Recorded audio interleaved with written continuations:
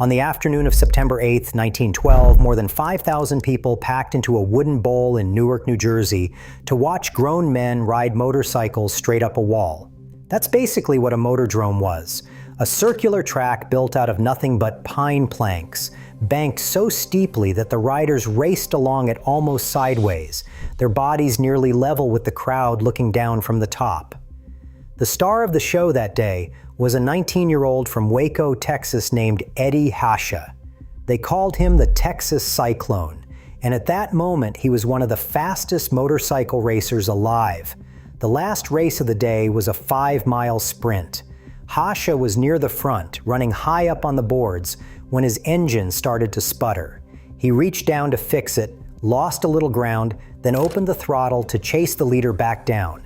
He was doing about 92 miles per hour on a machine with no brakes when the front wheel suddenly turned hard into the railing at the very top of the track. Now here's the part that made this one crash so infamous. The grandstand wasn't set back behind a wall. It sat above the rim of the bowl, so the fans were leaning right over the edge, looking down at the riders' heads. When Hasha's bike hit that railing, it didn't stop him. It launched him and the machine straight into the people. He was killed instantly. His riderless bike slid back down the boards and took out a second rider, Johnny Albright, who died a few hours later. And in the stands were 4 more dead, several of them boys who'd been hanging over the rail to watch. The next morning it made the front page of the New York Times, 6 killed by motorcyclist jumping track. Over the next few days, the count climbed to 8. The papers gave these tracks a nickname that stuck for the rest of the century. They stopped calling them motordromes. They started calling them murderdromes. So grab a coffee, because the story of how a floor of wooden boards became the deadliest racing surface ever built is even wilder than that one afternoon. The thing that's hard to get your head around 100 years later is that this wasn't some fringe backyard stunt.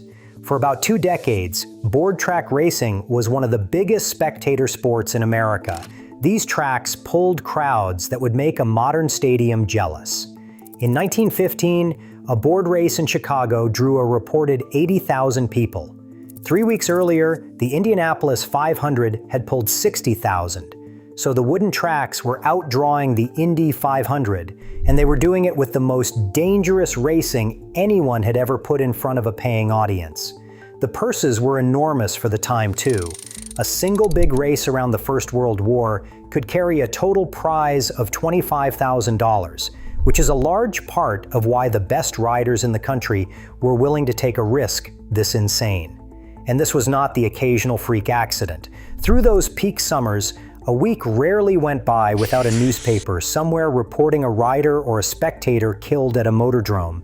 And that's the strange tension at the center of the whole story. The very things that made board track racing so thrilling to watch are the exact same things that made it lethal. The steep banking that let the bikes go impossibly fast. The smooth wooden surface that let them slide and drift. The seating built right up against the action so you could feel the machines go by. Every design choice that packed the stands was also a design choice that got people killed. Riders and spectators both. None of this was designed to kill anyone.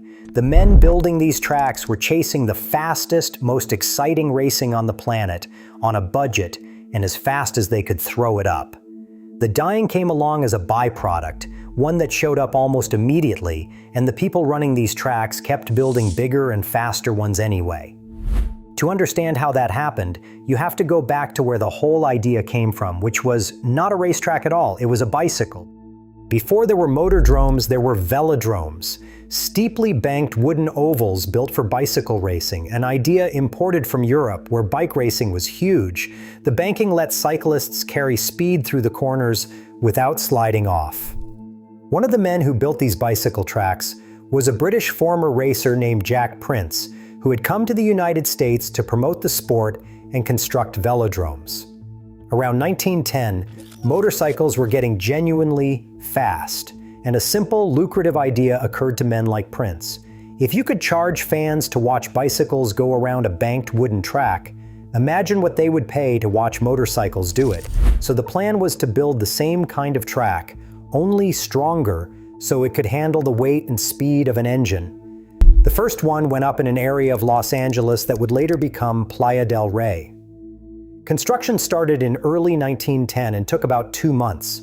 They built it out of pine because pine held up best against the California sun, and they banked the turns at around 20 degrees. It was called the Los Angeles Motordrome, and it was an enormous success. For a while, it was second only to Indianapolis as a racing venue in the entire country. And here is why the idea spread like wildfire. Wood was absurdly cheap compared to anything else you could build a speedway from. To give you a sense of it, a 2-mile board track built in Tacoma in 1915 cost around $100,000 for the whole facility. Just paving the Indianapolis Motor Speedway with bricks back in 1909 had cost $700,000. So for a fraction of the price, and in a matter of weeks, a promoter could throw up a track anywhere there was a crowd to sell tickets to. And there was demand everywhere. Board tracks started appearing across the country, and as they multiplied, the men building them competed with each other on the one thing that sold tickets: speed. The way you make a wooden track faster is you make it steeper. On the first Los Angeles track, the banking was around 20 degrees. But builders quickly figured out that if they cranked that angle up, the bikes could carry far more speed through the turns without sliding down. So the banking climbed. On plenty of tracks, it hit 45 degrees. And on some of the motorcycle bowls, it reached a genuinely absurd 60 degrees. To picture 60 degrees, imagine a wall that leans back well past halfway toward vertical. That is what these riders were racing on. Not driving around a gently sloped curve, but riding along the inside of a giant wooden funnel, held against the boards by nothing but their own speed. And that is the part that flips this from dangerous to insane. On banking that steep, the speed wasn't optional. Physics won't let you sit still on a wall. If you slowed down too much on a bank that steep, you would simply slide off the bottom. The only thing keeping a rider pinned to that wooden surface was going fast enough to generate the force that held him there. The banking got so severe that you simply could not run these tracks slowly. The track itself forced you into triple digits whether you liked it or not. By the mid-19 teens, lap speeds on the longer board tracks were regularly passing 100 miles an hour. And the shorter tracks were even more frightening. The most extreme was probably a tiny bowl in Nutley, New Jersey, just an eighth of a mile around, banked at 45 degrees, where a fast rider could complete a full lap in under 8 seconds. One writer flatly called it the deadliest of them all. Now think about what a speed like that actually meant in 1916. There were barely any paved roads in America. Most people had never moved faster than a horse could carry them. And these guys were flying a few feet from a packed grandstand on a surface made of planks. The banking was the first ingredient in the murderdrome. The second was the machines they were doing it on, and those were, if anything, even more terrifying than the tracks. The motorcycles built for board racing were called board racers, and they were stripped down to one single purpose: go fast. Everything else was dead weight, including, and I want to be clear that I am not exaggerating, the brakes. Most board racers had no brakes at all. None. The thinking was that brakes just slowed you down and added weight, and on a banked oval where you never really wanted to stop, they were seen as pointless. A lot of these bikes also had no gearbox and no clutch. The engine was connected almost straight to the rear wheel, so to start one you would run alongside it, drop it into motion, and hop on. And to stop, you cut the fuel and coasted, or you crashed. There was no third option. The engines themselves were monsters for the time, big V-twins from Indian, Excelsior, Harley-Davidson, and a company chillingly named Cyclone. The fastest of them, like the Indian 8-valve that Eddie Hasha was riding the day he died, were purpose-built racing engines that could push these lightweight frames well past 100 miles an hour. But here is the detail that ties the machine straight back to the track, and it is grim. These engines used what was called total loss lubrication. Instead of recirculating oil the way a modern engine does, they burned through it and dripped the rest straight out onto the ground, which meant that as a race wore on, the bikes were steadily coating the wooden track in a film of hot oil. The riders were racing on a surface that their own machines were greasing, lap after lap, making an already slick board track slicker by the minute. If you are enjoying this one, take a second to subscribe, because there is a lot more forgotten motorcycle history like this coming every week. Now, we have covered the banking and the bikes, but the deadliest ingredient of all was the thing the whole track was built from, the wood itself. Wood seems solid and safe until you actually think about what happens to it under this kind of punishment. These tracks were built from millions of feet of pine planks, usually 2x4s or 2x2s, laid on edge and nailed to a wooden frame. When they were brand new, they were reasonably smooth and grippy, but they did not stay new for long. Out in the sun and the rain, with bikes and cars pounding over them at speed, the exposed pine dried out and went brittle within a couple of months. And brittle wood under a racing tire at that speed does something horrifying. It splinters. And we are not talking about the little sliver you get off a fence. One racer who lived through this era described coming off the track with pieces of wood bigger than kitchen matches driven into his face and forehead, hitting the bone and spreading out under the skin, so they had to be dug back out afterward. That was a normal day at the office. Now imagine going down at speed and sliding across that surface with nothing but leather and wool for protection. The wood created a slower, more expensive problem too.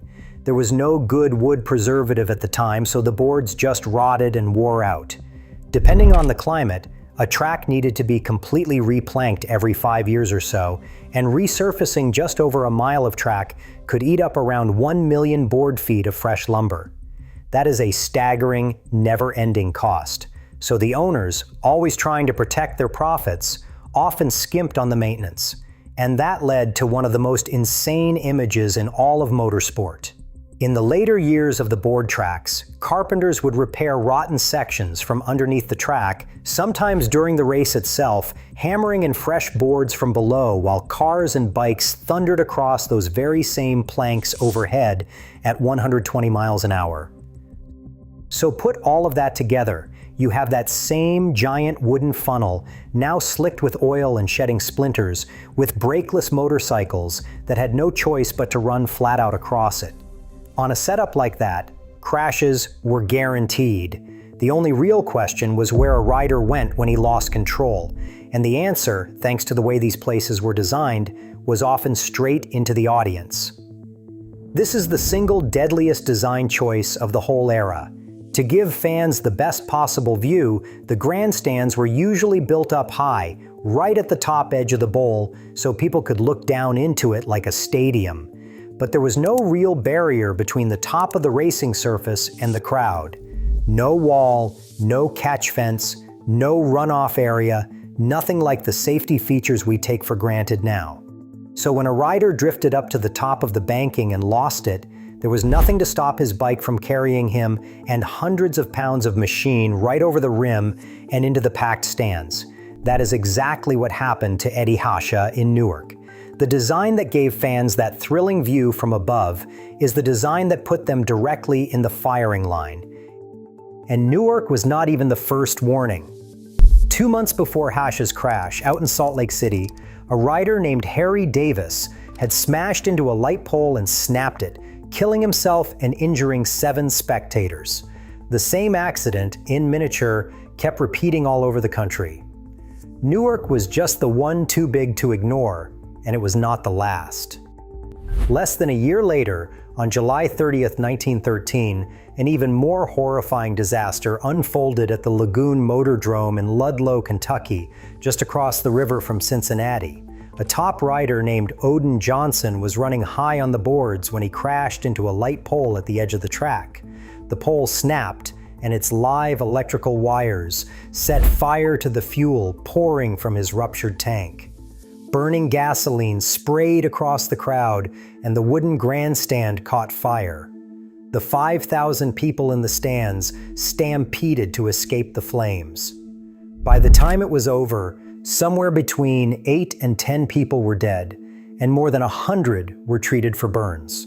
Survivors used their own cars as ambulances to rush people to the hospital. 2 disasters, barely 10 months apart, both with the same sickening pattern. A lot of the people being killed at these tracks had never signed up for any of it. They were fans in the stands, spectators, children who had been leaning over a rail on a summer afternoon, and the press was done being polite about it. The newspapers had already started calling these tracks murderdomes, And after Newark and Ludlow, the name stuck like tar. Papers ran running tallies of every motordrome death across the country, and the public turned hard.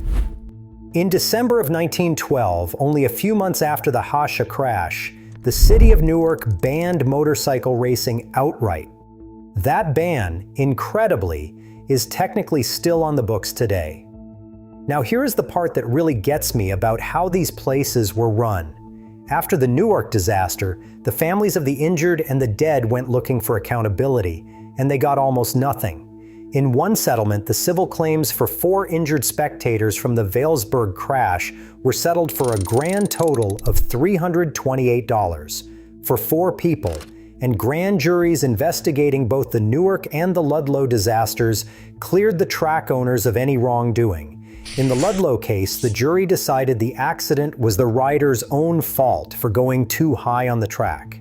Nobody who built these places or profited from them was ever really held responsible. The sport's own governing body started backing away. The National Motorcycle Championship races for 1913 were moved off the boards and onto a dirt track, for the simple reason that dirt was safer.